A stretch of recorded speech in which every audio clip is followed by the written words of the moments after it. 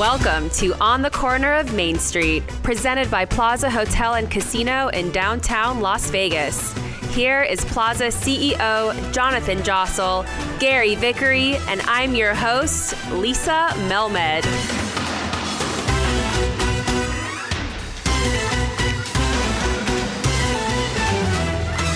Yom Kippur is a Jewish holiday. It's called the Day of Atonement, where you atone for your sins for the prior year.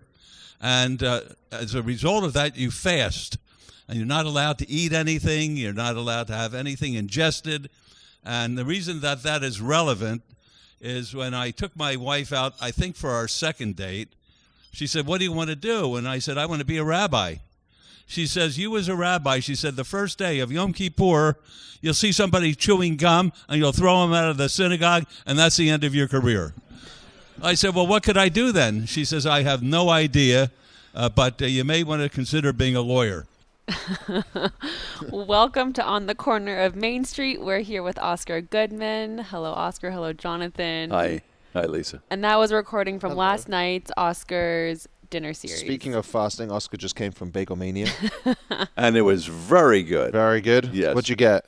Got myself an everything bagel, toasted, scooped, well done, with a scrambled egg right in the middle of it. Put on some hot sauce, a little ketchup, and I pigged out. Bagel Mania I is don't know why they the say new... pig out for a... You didn't pig out. Bagel Mania is the new great deli opened up on Convention Center Drive, right next to the new Convention Center, which this week had its first ever event. Yeah, the World World of Concrete. of Concrete. And but it was surprisingly easy to negotiate yourself into the Bagel Mania. Well, that's because you're saying that because everybody's been talking how busy the place has been. It's been packed every day. That's correct. But today, Convention Center Drive was relatively empty.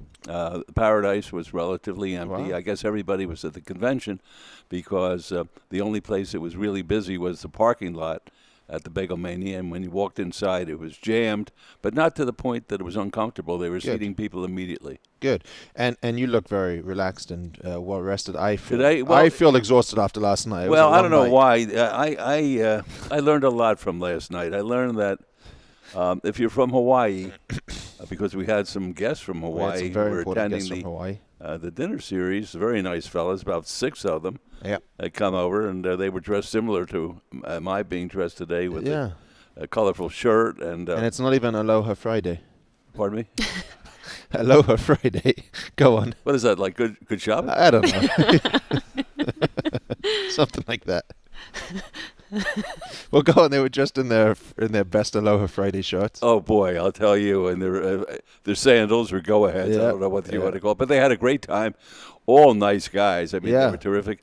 They kissed my hand as they should. As they should. And they were very friendly. They couldn't have been nicer. And hopefully you'll be able to make some kind of a deal on behalf of the Plaza and them, so to bring them here to Las Vegas and into our downtown. And let's have that Hawaiian influence. Let's not talk too much about that, though, right now. Let's keep that. I'm not talking about anything right now. I'm talking about bookmakers. Omerta. Bookmakers coming in from Hawaii. Yeah, exactly. No, good gamblers. Do you realize when they formed the Black Book, which is the list of excluded persons in Nevada, where they barred people from entering the perimeter of any kind of a gambling establishment, at least originally, we narrowed that so we could go into the mom-and-pop stores, gas stations, and the like. That the initial members out of the 5 people first put in the Black Book, 3 of them were from Hawaii. Really? Yeah, they were put in the Black Book, and then you didn't hear about them after that. It's like they disappeared. Real crooks. No, not crooks. See, that's the whole thing. I wouldn't mind it if they could show a nexus between the person's placement in the Black Book if they had some kind of a gambling violation or posed a threat to the play of a game. But willy-nilly here, because they couldn't solve crimes, they developed this Black Book. And what year was the Black Book created? Do you know? About 1962. There was a fellow who agreed to go through the process. His name was Marshall Calfano, or Johnny Marshall, and he was sitting at the Desert Inn. The gaming authorities said, you are excluded from being in here, and he sued them. Unfortunately, he used what I call a white shoe lawyer, somebody who wasn't a street fighter, so to speak, to represent him, and the guy went in thinking he was representing somebody from Beverly Hills instead of somebody from the streets of Chicago. and the Ninth Circuit Court of Appeals, where the case ultimately wound up, said that the state of Nevada had the right to exclude anybody if they felt that their interests of the Nevada were detrimentally caused as a result of their mere presence in a place. They likened it to a rabid dog roaming the streets of Las Vegas and not being able to seize the dog and euthanize it or whatever. I felt it was very, very unfair, and I fought it the better part of my law practice on behalf of a lot of people. But As it a matter still of fact, exists today. one of the scenes in the movie Casino, the one involving the chairman of the commission, which was played by one of the Smothers brothers, was a consolidation of Harry Reid type character, because Reid was the chairman of the commission at that time, and it was a heated battle because Rosenthal, who was played by De Niro in the movie, he couldn't stomach Reid, and I think it was vice versa, and they went at each other pretty good. It was a day scene. I'll never forget. Great scene. Yeah, great scene. Well, anyway, last night. Anyway, last night. you gave that short shrift. Yes. Well, we could keep talking about that, but No, we can't. we're not We gonna can't get- because there was a gentleman who was sitting on the side. He wanted me to talk about it, and I said to him, "Listen, were you at my last speech?" Well, that's where I was going. That's And where I he was said, going. "No." I said, "Well, I'm not going to tell you about it because that's what I talked about in my last." And for anyone listening that hasn't come to a dinner series, frankly, you don't deserve to listen to this. You should either come to a dinner series. Unless you have a good reason not to come. I got a phone call. if you're this stuck morning. in Canada or in. No, I got a phone call from somebody who wasn't feeling so hot, and they didn't come, although they wouldn't early come. And they said to me today that they can't wait to hear the podcast. Oh. Ooh. Yeah. I said, get- what podcast? I have gotten a lot of people that have told me they've been able to enjoy these conversations that you share at these dinner series. Because keep in mind, the dinner series now that we've moved it into the main dining room, It's very nice. which is much nicer, Yeah. much more spacious, better views, better experience. The whole thing. The whole thing. Yeah. It really sells out itself, and you have 110 people that we can fit comfortably in there, and we don't want it to be any more than that, just given the size of the room. So it isn't able that everybody can come, and it's great that they get to hear it through this opportunity on here. Well- and last night was one for the ages. The food was great. It was good, yes. Speech was great. Well, The crowd was electric. they were. It was a great crowd, and it amazed me how heterogeneous it was. They had people from all over the country. People actually flew in order to have dinner here and to hear the speech. There's a lawyer from Detroit who came in. Somebody from Chicago came in. Guys came up from Los Angeles. It was very, very nice. Almost equally divided between men and women. Scott Robin from Vital Vegas even wore a First time he jacket. ever. I was amazed. He looked like a human being. He did. It's He the first did. time I ever saw him where he didn't look like a He did make an effort. He did not look like a street person last night. Yeah. No, And it was the first one with no masks. say it again. It was the first one without the mask mandate. That's true, and nobody had it on voluntarily. That's for sure. Yep. It was a sense of freedom. Yeah. Having a good time. There were older people there. There were younger people there. As a matter of fact, a fella came up to me. I haven't seen him in, it's got to be 48 years, 49 years. He said, "Do you remember me?" And I said, "Not really. What's your name?" He said, "Davidson."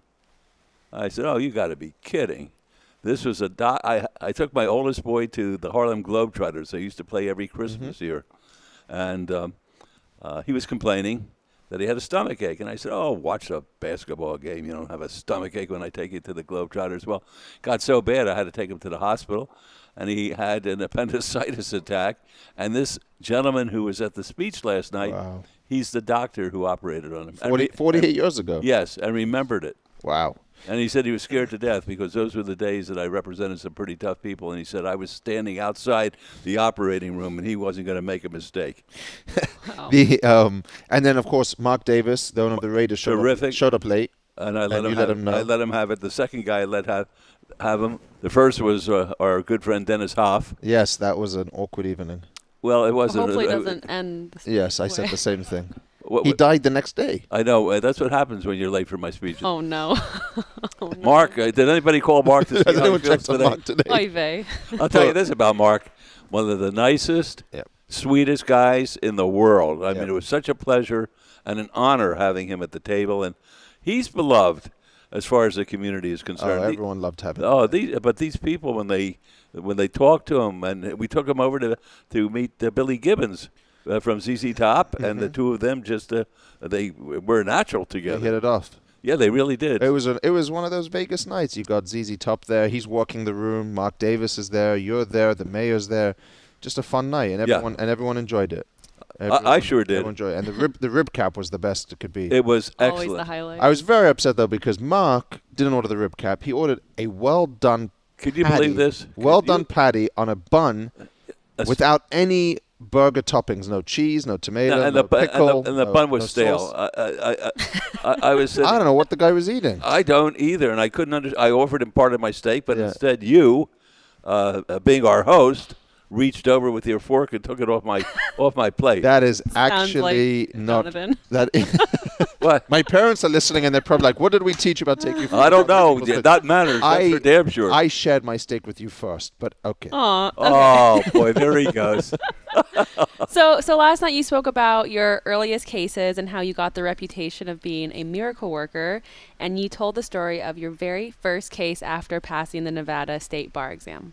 I was able to be court appointed on a pro bono basis, really where I got $1,000 for a death case, and I was able to get him a new trial. And I went to the district attorney. And the reason I'm telling you the story, because everybody thinks that I became the lawyer for the mob just as a matter of course. It didn't work that way. I represented this young man, and it was very, very difficult because we had a district attorney who was a megalomaniac. His name was George Franklin. He was half a nut and abusive. And I made a deal with him that if my client was able to pass a polygraph exam, which to those who are uninitiated, that's a lie detector test, if he was able to pass that, and Franklin was convinced that it was my client who did it, and I was convinced my client didn't do it, the deal was if my client passed the test, then they would allow him to plead to an accessory after the fact, credit for time served, then he would walk out. Well, we brought in the leading polygrapher in the United States. He gave him the test, and my client passed with flying colors. And I went to the DA, and I was brought up by a very conservative father who was an assistant district attorney in Philadelphia and taught me to respect the system. And I said to the district attorney here, I said, George, here's the polygraph. He said, I don't believe it. I said, you don't believe it? I said, we have a deal. And here I was, I don't think I was 28 years of age at the time. I said, we have a deal. And he says, nope, no deal. We're going to go to trial, and I'm going to give this guy the electric chair. I said, we have a deal, and I'll tell you something. And this is where I learned at that age. You don't learn this in law school. I learned at that age that sometimes you have to win your cases with a baseball bat. And it's better to do that than to be the smartest lawyer in the history of the world. And I took out my baseball bat, and I said, I understand you're going to have a conference with all the district attorneys from all over the country coming to Las Vegas, and I am going to interrupt them. I'm going to get up on the stage, and I'm going to call you a liar in front of all your colleagues. He says, well, we may have a deal. So things kept picking up. You had a few other cases where you earned your all your credit, even though you say you didn't deserve it. And that started with a case in Miami in which you represented a minor player in the whole affair, but whose initial outlook was quite bleak. Well, it was a case I couldn't win. You can't win a case. It was a dire act, which is transporting a vehicle across state lines, and whoever's behind the wheel, if the car is stolen, they're virtually guilty. Well, I was very lucky. I won the case. I think the jury felt sorry for me. It was on Valentine's Day of 1966. It was in the old U.S. courthouse and post office, which is now the Mob Museum, and I was able to get a not guilty verdict. And it just so happened that Bob Martin was so respected that he told people who were in the gambling business, and it's a very closely knit group of folks. It's really remarkable, a network where they know each other from all over the world probably, but certainly in the country. They had a guy like Gil the Brain Beckley in Los Angeles. They had folks just from place to place that they all talked to. And Bob Martin said, this kid from Vegas is really something. And then, fortunately, The first wiretap under the Omnibus Crime Bill of 1968 was put into effect at the Miami International Airport, and I was hired to represent a bartender at the Golden Nugget who was calling in this line information down to the bookmakers in Miami. I got lucky. I got my clients severed out, which means separated, down in Miami, and John came back to the Golden Nugget. Everybody else, represented by the finest lawyers in the United States, they were all found guilty. But they had asked me to stay down there while the trial was taking place, since my client was back here. And when I got back here, everybody in the gambling business said, Goodman won the first wiretap case in the United States. It had nothing at all to do with the wiretap. It had to do with my client was severed out. It had nothing to do with anything in the case. And I became known as the wiretap expert. And that's the way it happens. I mean, I'm not going to kid myself. So then who gets into trouble in Las Vegas? Meyer Lansky. Meyer Lansky is supposedly the financial genius for the mob, the whole mob. I'm not talking about just half a mob. This is the whole mob. And they needed an attorney to represent him here in Las Vegas for a skim at the Flamingo Hotel. And the other lawyers in the case were the best lawyers in the United States. Bennett Williams from Washington, Bill Hundley, who was Robert Kennedy's right-hand man, and they represented the owners of the Fontainebleau Hotel down in Miami. We all got into the courtroom. The government was screaming and yelling. They wanted to go to trial. I'm saying my client, Mr. Lansky, is ill. He can't do it. And then the government attorneys, they used to show the judges pictures of poor Mr. Lansky walking his little puppy down Collins Avenue. It's 21st Street in Miami Beach. I said, this man can't go to trial. Look how infirm he is. And they went to trial with the other two fellas. They were found guilty, and Lansky's case was dismissed. So then, not only am I the greatest wiretap lawyer in the United States, but I'm also able to do miracles as far as the head of the syndicate is concerned. So on December the 12th of 1970, simultaneous raids took place throughout the United States of people whose last name ended in vowels. And as a result of that, of course, the government said they only were going after these mafia chieftains, and these guys were primarily bookmakers and gamblers, and they talked amongst each other, and I got hired in 19 out of the 26 cases because I was a wiretap expert. Well, not that I was able to discover it myself, but I had 19 cases all over the floor of my office, which was above the flower shop over at Las Vegas Boulevard and Bridger, not there anymore. And a very colorful place. The roses just wafted right up to the second floor, right into my office, and had all the files on the floor. And my clients would come up, and they would look at their files, and one of them said, "Look at this." I said, "Don't bother me." I said, I'm working. I said, I'm trying to figure this out.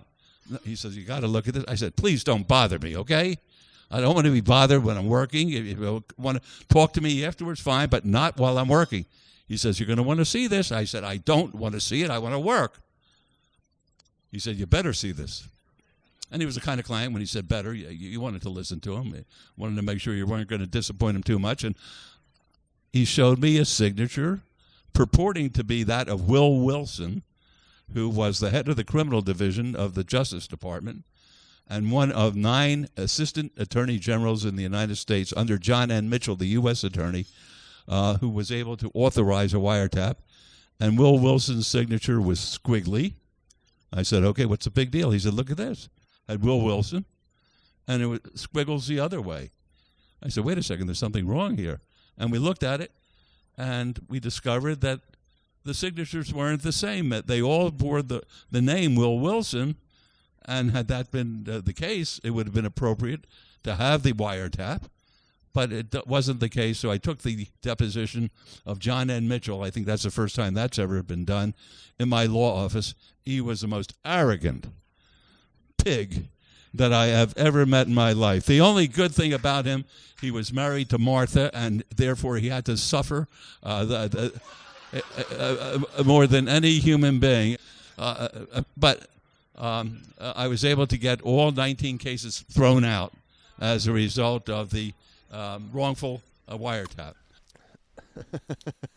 I mean, What can I tell you? These are all true stories. I don't make these things up. It's unbelievable. And you know, I said in the introduction, people think you make it up or you just I don't make just it up. comes to you, but you put effort into these speeches and you put time into it. And, I do. I want to make sure I get the facts at least half right. and the people that are hearing it are very lucky to get insight into this history. Yeah. Well, nobody else could tell them the stories because nobody else knows the stories other That's than correct. me. I mean, We're still waiting for you to break your attorney-client privilege and tell us the truth on everything, but we'll have to wait a little while for that, I guess. well, you want to know something? Even if you pass away, yeah, that doesn't do away with the attorney-client privilege. it lives on. It lives on. It's like being placed in the black book or the list of excluded persons. The only way you could get out of there is if you die. I have a question for you. Uh-oh. You always say in your speeches, and they felt sorry for me, so they Yes. they gave it to me. But what really was it? Were you that smart? Were you smarter than everybody else? I was the dumbest You're guy not, in my you're not, well, that's not true. You can't be dumb. And no one felt sorry for you. So what was going on that you kept? Let me put it this way, okay? It's like when I ran for mayor. They said, how are you going to win? And it's just my personality. I don't know how to lose. And I'm able, I guess I have a little bit of a talent. I'm able to address a group of people and bring them over to my way of thinking in a 2-minute capsule of time. Mm-hmm. And that's how I tried my cases. They were rooting for me at the end of my opening statement to them, hoping that I would be able to do what I said I would be able to do, and that's to show that the government acted improperly and they violated a citizen's constitutional rights. And once I did that, it didn't matter whether my client did what he was charged with or not. They weren't going to let me down. Yeah. You know, just hearing those stories, you can't, like, you get chills. But I talked to a bunch of people that were in the room last night. I think you did too, Lisa. But the idea that people are listening to these stories in that environment, there's really nothing like it in Las Vegas. There's nothing like it any place the- in the world, and that's why if Lisa experience. doesn't get this podcast done on a national basis, she's missing the boat. She could get 10% of our action, Johnny. I agree. I I That's mean, a she good point. sits there like a bump on a log while time is going by, and all she has to do is be out there, and she could sell this thing in a New York second if she was able to get a copy of Rich's work, which nobody ever sees. There's some real problems with this whole what's this called again? A podcast.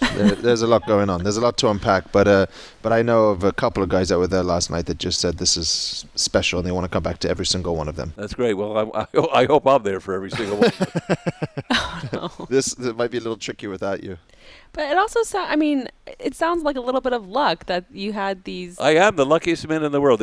See, you're too young. Everyone's too young. I remember everything because I'm like Methuselah. I go back hundreds of years.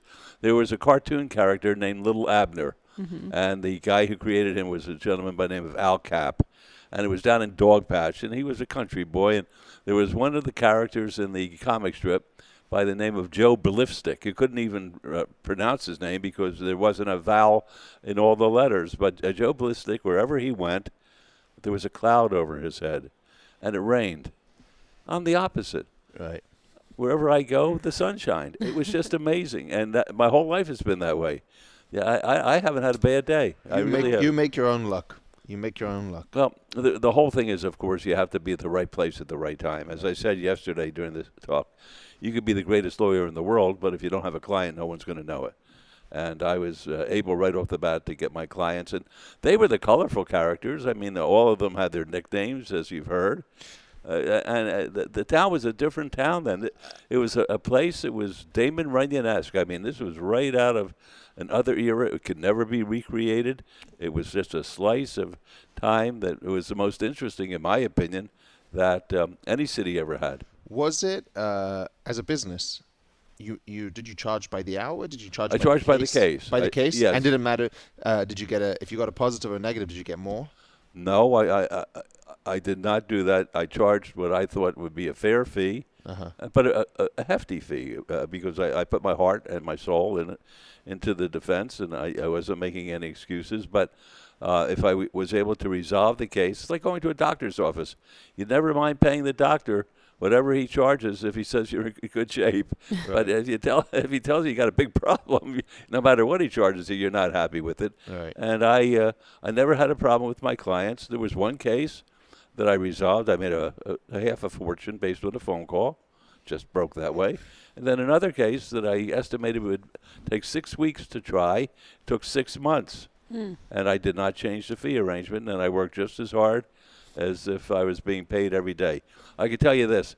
One day in my life I spent trying to keep hourly figures as to the amount of time and work I was doing. It's the only day in my adult life that I didn't make any money. Then you told the tale of a few more interesting clients over the years, and so let's listen to those stories about those 2 clients and their sports betting. The sports books were a little hole in the walls along Las Vegas Boulevard, named the Churchill Downs, the Del Mar, the Rose Bowl, Al Mangarelli's place, Mayday's place, and they were all little joints, and they had a very unsophisticated way of having the line up there and keeping the bets. It was all done with chalk and nothing automatic. And these were where one of the searches took place out of those 19 was at the Rose Bowl, and another was at the Churchill Downs here in Las Vegas. And I was hired to represent the fellows on that case. Before that time, before we went to trial, they said to me, because they had listened to the tapes that had been intercepted by the government, and when they heard their language, they weren't worried about the fact that they were accepting bets. They were worried about what would happen if their wife heard what they were saying about their girlfriends. With the language which was second to none, and they said, under any circumstance, do not allow these to be played, because I would rather go to prison for 50 years than to face my wife hearing these. So I said, I'll do the best I can, and we went into court, and I was representing Frank Rosenthal at the time. And I'm going to tell you how I got to him or how he got to me. But it was great. They had a judge by the name of Andy Houck from Los Angeles, and he was a redneck. And he came up here, and the first thing he says when he comes out with all these defendants there, casino executives, respected people from the community with their wives, draped in jewelry and furs. And the judge comes out, and the first thing this judge says, with all of these people sitting there, oh, this is the Booze and Broads case. I mean, it was all over. That's without playing a tape. And I said to the guy, don't worry about this. This judge is prejudiced. He's no good. And I moved to disqualify him because he had participated in a review of documents which concerned a meeting in Palm Springs of alleged mafia members, and 2 of the fellows who were in the courtroom were present at that meeting, and he did disqualify himself, so I was able to spare them the playing of the tapes, which was a good thing. But how would a guy like Frank Rosenthal come to me and ask me to represent him? There were, as I said, in this fraternity of gamblers, it was such a close-knit group that everybody knew everything that was happening with each other. And I had different cases that people who knew Rosenthal were my clients. And each one turned out in a way that they couldn't help themselves but to go to Rosenthal and said, if you're ever in a problem, you got to use this guy Oscar because he's a wiretap expert. We found out about that. And he represents Meyer Lansky, and we found out about that. And he could pull miracles. So nobody ever challenged the Nevada gaming authorities and won to that point in time. Every challenge was always denied by the courts as saying that it was in the constitutional purview of the rules about gaming, that the state of Nevada could do just about whatever they wanted to do to somebody who was subject to their jurisdiction. And one of the fellows, very handsome guy from Boston by the name of Elliot Price, who worked at Caesar's Palace for one of the owners of Caesars, and also used to gamble at the Race and Sportsbook. He wanted to go back to work, but during the course of the search that took place on the day of December the 20th, they took his work card. And without a work card in Nevada, for those who don't know, you're not allowed to work in a gaming establishment, and he couldn't go back to work. And I argued that this was a property right. You can't take a property right without providing a person with due process. And they laughed at me, of course. And I said, no, we're going to court on this one. And went to court. I sued the sheriff, Ralph Lamb, who was a very interesting guy in and of himself. I went to court, and I was able to prevail. Elliot got his work card back, and that helped all the guys who had their property seized during that December 20th raid. And Elliot was a good friend of Lefty Rosenthal's and said, this guy pulled a miracle here. No one's ever beat them before. Marty Kane, who was a very nice fella, a college-educated guy who was a bookmaker and a bettor. He was a good friend of Rosenthal. As a matter of fact, he was with Rosenthal the night that the car got blown up outside of Tony Roma's. And Marty was one of my first clients, and he was charged back in Nassau County, New York, with an illegal gambling operation, and they were asking for 1,500 years for him to get. That's the way they were looking at it at that time. And Marty was here in Nevada, and I said, you're not getting him, because he never was in New York, and I was able to prevail. New York being the demanding state for an extradition, asking that the state of Nevada send Marty back there, and Nevada being the asylum state where he was seeking refuge, he said, I'm going to stay in Nevada. I got a hearing, maybe the only time Governor O'Callaghan ever granted one, and he refused to send him back. And Marty, for all intents and purposes, was a prisoner in Nevada, but it was better being a prisoner in Nevada than being a prisoner in New York under the circumstance. And I still remember Bill Kahn, who was the DA of Nassau County, came out, and he said, I'm bringing him back. I said, you're not bringing him back over my dead body, you're bringing him back. And we got into a fight, a fist fight, actually, and I'm weak. I'm a weakling. I remember I wanted to be a rabbi, and I was a peaceful guy, and we got into a fist fight at the law library here, and we knocked over books and the whole works, and then finally he gave up, and he said, you pick any law that you want, just so I get this off my back. I'm getting killed by the media back here. He said I'm going to give this guy 1,500 years for being an illegal gambler. What do you want? I said, anything? He said, yes. So I went and I got the New York Penal Code, and there was one citation, not a misdemeanor, not a gross misdemeanor, not a felony, walking an unleashed dog on the streets of New York. And Marty entered a plea by mail and paid a $50 fine, and that was the end of it. I can't wait to see the Oscar Goodman movie. When's it coming out? When's it coming out? We're waiting on it. They can't find anybody handsome enough to play me. Oh, that's a good problem. That's a good problem to have. You know, Rich cut it out, but you really insulted Joe Asher and his sports books comparing it to Circa across the street. That was that was a low blow because Joe wasn't there to defend himself. If he was there to defend himself, he would have gone under the table because what I said was absolutely true. That Joe's the greatest guy who ever lived, and I hope I go to the racetrack with him down at Del Mar before the summer's over. But I don't think he could claim that his little kiosks are. Well, he's out now anyway. A much competition for the other books.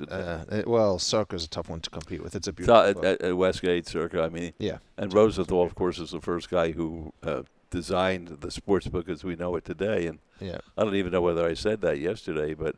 No, we're going to talk about Rosenthal in a minute, but it was good. It was good for people in the room, especially to hear some of the history. Those that have been coming to Oscars for many years, to hear the history of the Beef, Brews, and Broads, and how the trial that you had is why we chose that tagline for the Steakhouse. That's correct. In the early years, and then we dropped it later on. Well, I don't think we should have dropped it. Well, that's your opinion. It is my opinion, and the truth of the matter is, it's the money out of your pocket. So I don't know. And it's your name on the building, so you have. I don't know who got the worst deal. Remember, this establishment was founded in 1939. Yeah. Correct. Yeah, but it's a great story. The how that Beef, Brews, and Broads came to be. Boy, if Lisa doesn't sell this, I'm getting very upset with her. I really am. And you mentioned Sheriff Ralph Lamb, who we actually. In one of the earlier podcasts, we had today's Sheriff Joe Lombardo on the podcast. Different kind of guys. Different guys, but he talked a lot about him and the influence of him and what he did in this town back then. He was as tough a fella as you'd ever want to meet. I thought he was very handsome. Ralph Lamb. Ralph Sheriff, Lamb. Yep. But people may not have agreed with me. All I know is he had hands similar to Sonny Liston's as far as the size was concerned. They were like big ham hocks, and Wow. he was a tough guy. He would meet people at the state line, and if he didn't think they should come into Nevada, he said, turn around, and if they said no, he'd start digging a hole in the desert. Just what every sheriff should be doing. That's great. Yikes. So are you taking a break for the summer now? When's the next dinner series? John Katz asked me this morning. What are we telling I don't know. John Katz asked me, too. I'd like to think about this a little bit. I worried about yesterday's speech because it covered a lot of different areas, and I had to consolidate it into 20 minutes to a half an hour. Yeah. It took a little bit out of me. Being here was great. I mean, it was invigorating, and the crowd was terrific. But I don't know whether we should do it during the heat of the summer or wait until we get into a little bit into the coolness of the fall. So we'll talk about that. Weather is sort of not a big deal. I think the bigger issue is we've done a few now since we were able to reopen. We've done I think we did 4 in 3 months. Yeah, and I think a lot's going to depend on your decision, really, as to the appropriate time to open up the restaurant on a 7 Back day. to 7 days a week. Yeah, is a because if thing. we You should take advantage of it now while it's not. That's a good point. Well, that's a good point. I wish you would use your brain to sell this stupid podcast. The podcast is doing great. Why are you giving her a hard time? Podcast is Just learn what a podcast is. No. podcast. Why? Is, Because the reason you think she's getting mail from people who want to do movies about me, and ask permission as to whether or not she could tell them, you could contact Oscar.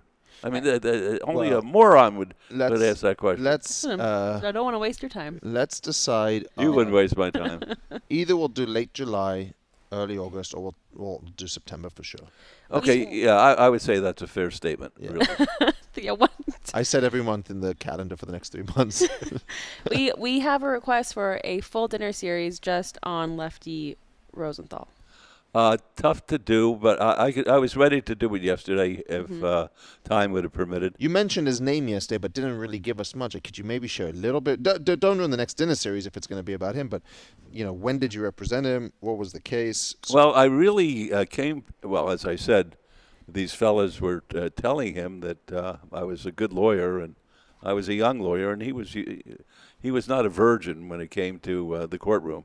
He had come from a pretty rough background back in Chicago and then down to Miami and back to Chicago and then came out here. And he dealt with the big boys, and he was a big boy as far as his reputation.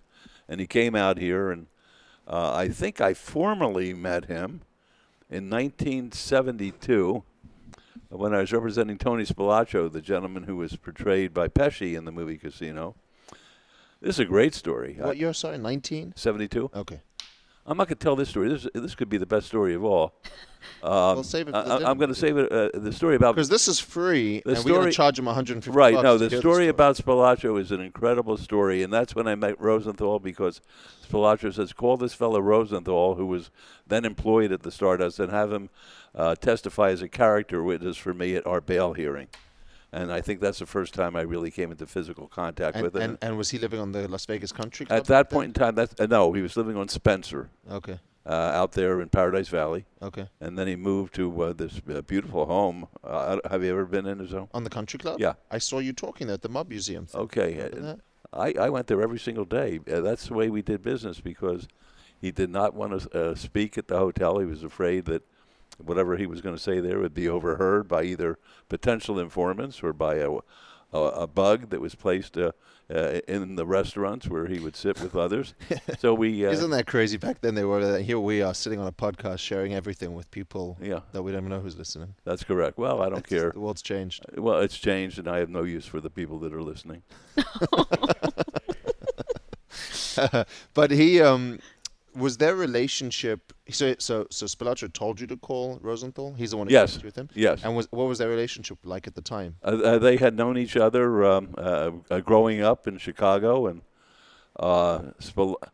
Rosenthal was pulled over by some police outside of Chicago, and it just so happened that Spilaccio was in the car behind him, and this is how they met? Yeah. No, they knew each other as they were younger, but yeah. that's when they became fast friends, because Spilaccio got out of his car and told the police officers they better go home. And they did. The way, if Tony Spilotro said to you, you better jump, you'll say, how high? Yeah. Wow. Every day was an adventure. Every day was fun. Every day was exciting. Every day was full of danger. And it was a wonderful time. As I said, I've had the best life. And then becoming the mayor for 12 years and trying to take a broken downtown and put it together again was challenging. And people would say to me, what's tougher, being a lawyer for the mob or being the mayor? And I said, that's not even close. Yeah. They said, what do you mean? I said, you know, when I was representing these alleged mobsters, if I was unsuccessful, they would take him away and I'd never see him again. I couldn't sleep at night. I was nervous. I was concerned. As the mayor, you make a mistake, you put it back on the next agenda and you correct it.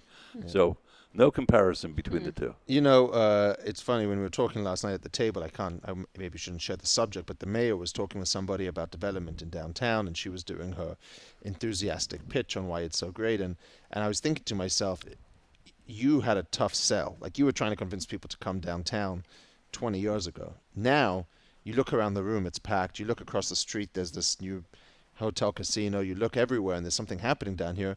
You don't even have to do the pitch. People want to be here now. That's true, but now she has her new pitch. She was on Good Morning America. Yes.